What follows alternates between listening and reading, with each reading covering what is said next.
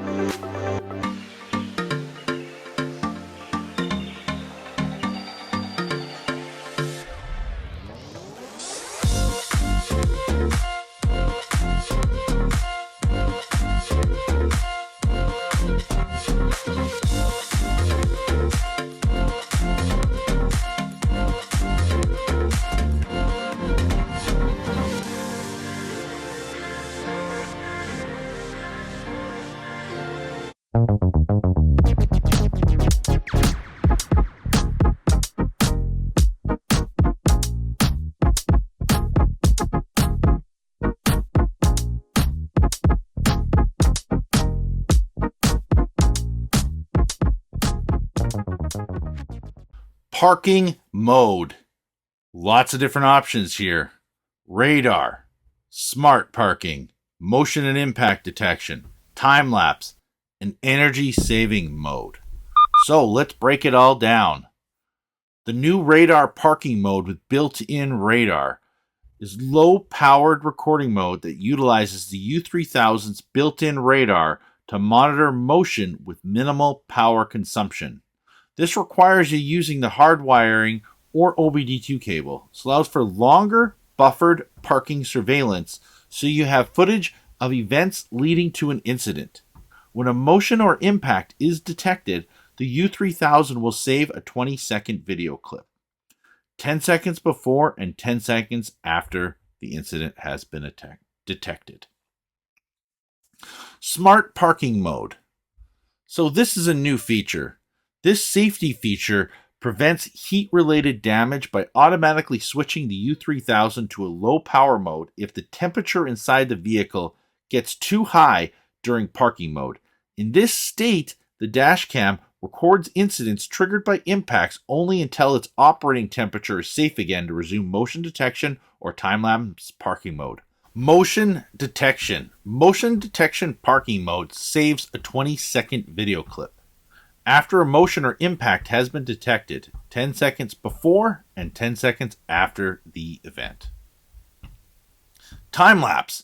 Time-lapse parking mode records footage at 2 frames per second, enabling the dash cam to continuously record long periods of parking surveillance without increasing power consumption. Energy Saving 2.0.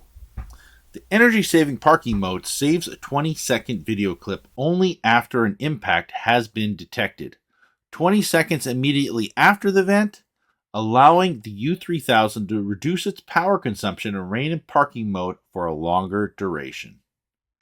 So everybody's always asking about low battery protection and whether or not it actually works.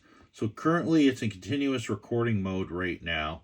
I'm going to cut off the ignition power, which is going to put it into parking mode, and then I'm going to drop the voltage to see if the low battery protection kicks in.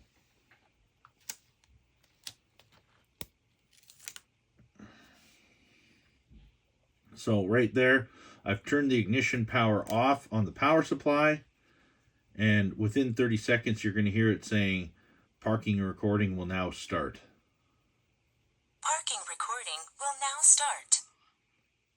Okay, so we have it in parking mode. It's on motion detection. You can see it's drawing, about 300 milliamps of current, 3.6 watts, and it's sitting at 12.5 volts. Now, the low battery protection cutoff is set for 12 volts, which means if I drop it below 12 volts, the dash camera should shut off to protect the battery of the car. So I'm going to change it to 11.9 volts. And let's see if the low battery protection kicks in.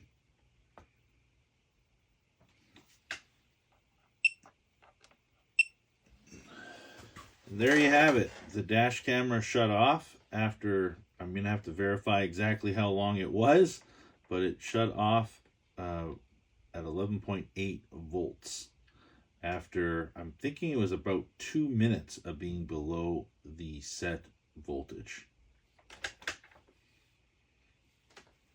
So now if we see a spike,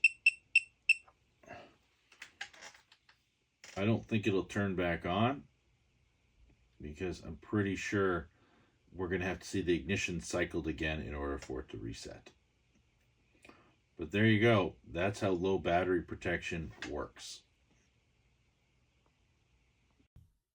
So let's talk current draw of parking mode. We're going to start off with what the total current draw of this dash camera is while you're driving around.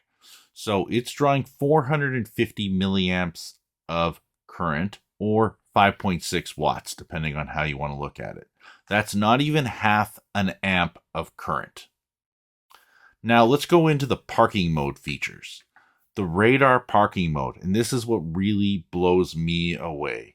The radar parking mode is drawing 10 milliamps of current on our test bench. Okay, 0.1 watts. Motion detection is drawing 286 milliamps, or 3.5 watts. Time lapse is drawing 251 milliamps, or 3.1 watts. And energy saving mode is drawing 3 milliamps, or I'm just saying 0.1 watts because it's so low, it won't even register. Anyways, what does this mean? You're probably looking at it going, all these specs, these numbers, they don't mean anything to me, Ben. So I'm going to give you some context. Motion detection on most dash cameras out there are usually, while parked, about 220 to 250 milliamps of current. This one's 286 milliamps. If you use the radar parking mode on this unit, it will last 28 times longer. So that means if the motion detection on this unit, let's say it lasts an average of 3 hours on your vehicle while parked, with the same battery, same current, this radar parking mode would last 84 hours. That's like 3.5 days, I think, if you do the math really quick there. So that's how much more you can get out of this new radar parking mode. Now, keep in mind, if you're parking on the street and there's lots of traffic, it's not going to last that long, because when the radar parking mode does wake up to record video footage, it will shoot up to the motion detection milliamp hours. Okay. However, if it's not and it's parked in your garage and there's nothing going on, guess what? It's not going to wake up and record. It's just going to stay at that very low 10 milliamp current draw. So something to keep in mind, because nobody else that I know of on the market is actually doing it. And this is pretty impressive. So I just wanted to take you through the Thinkware U3000 app and just like how it feels, how it functions, how it operates. So let's just take a little dive into it. So when you first come into it, if you've had any motions or impacts while parked, they'll actually be right there, easily available to you right at the bottom. You can click on them and it'll actually bring you directly to a list of all events and impacts that happened. So you can actually go directly, easily find it all. And then you can select those events, watch them, and then if you want, you can also download them directly to your phone quite easily without having to go through a whole bunch of other menus and trying to figure stuff out.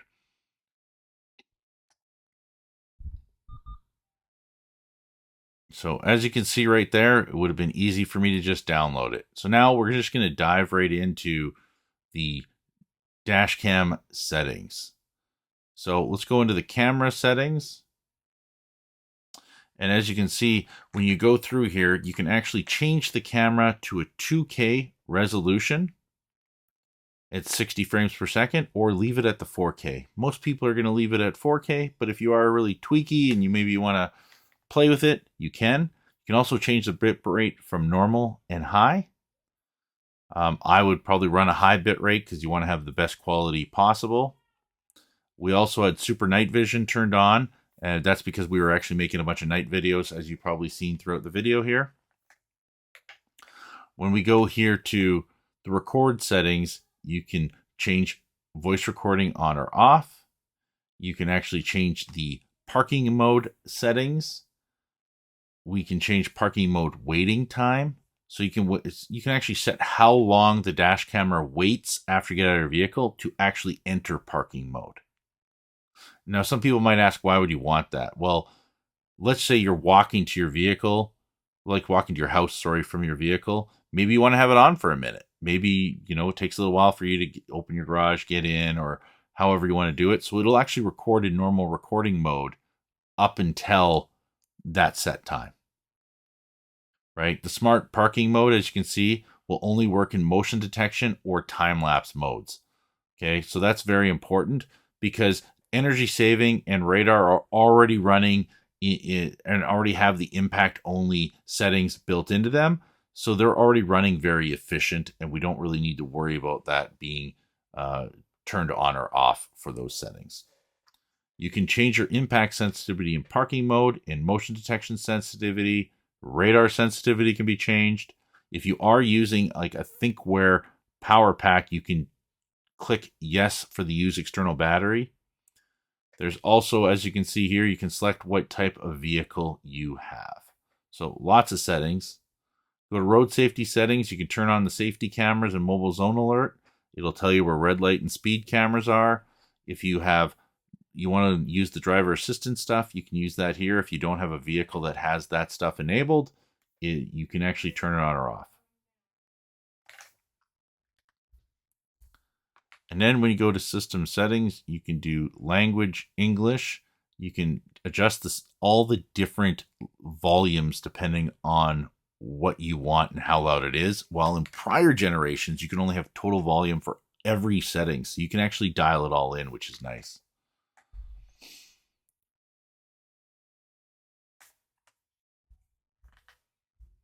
So here you can see we're just going in and viewing the events again. and you can go right to the bottom, the little movie script at the bottom there, and you can actually choose between front, rear, and all. And as you can see the front and rear cameras there. I'm just scrolling down because it was sitting on the bench for a while to see if we can actually get something that actually has videos in it. And here you can see you can actually select between like parking impacts. You can select between continuous impact. You can select between parking recording, which is like motion detection and time lapse. So you have all these different settings that you can choose from to find the video you want very quickly. So this is a way to view all videos. This is typically how I always show everybody. So, and once you download them, you see the top arrow in the top left corner. That's where you go up there in order to export them to show up in your photos.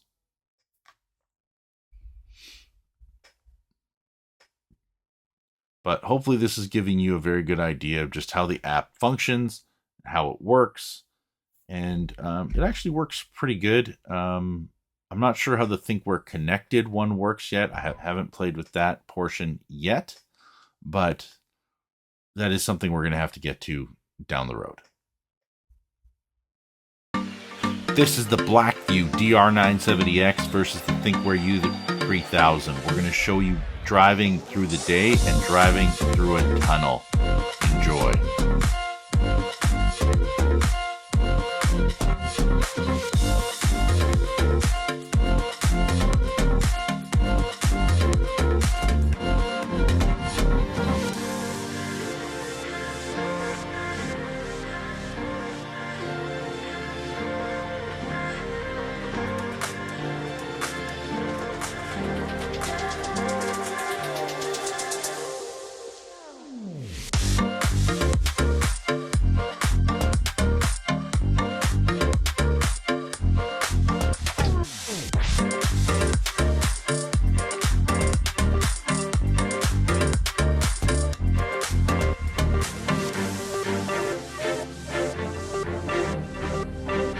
Here it is, the video you've been waiting for, the Thinkware U3000, and we're going to show you how it does compared to its predecessor, the Thinkware U1000. Enjoy.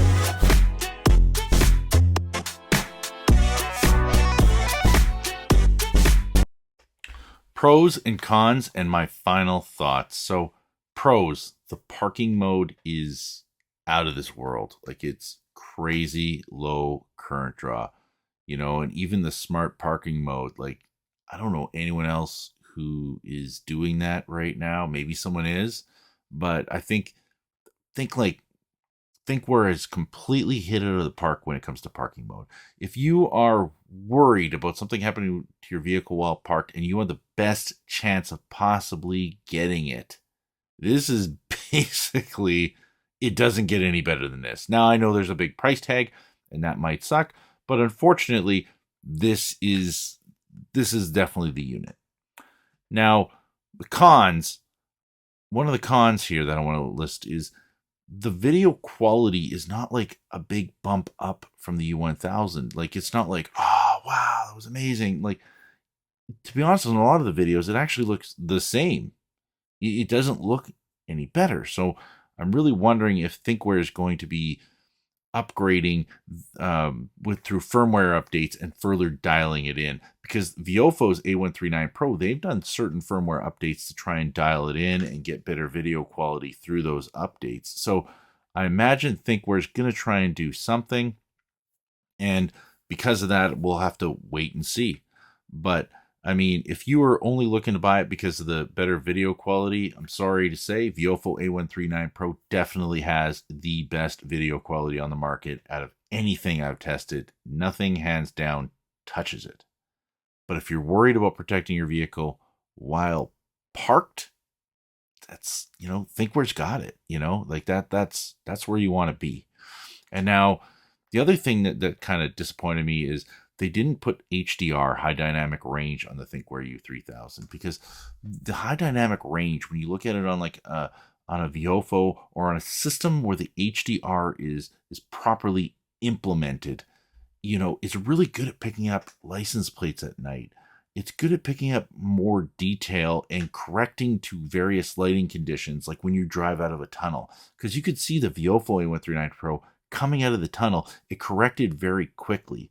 And this is like, it's little tweaky things, right? Where, if Thinkware had that, they would have been completely untouchable, and like I said, I think tons of people are still going to buy this Thinkware U3000 because a lot of people are worried about what happens while parked, and this is going to be the optimal system for them by far, right?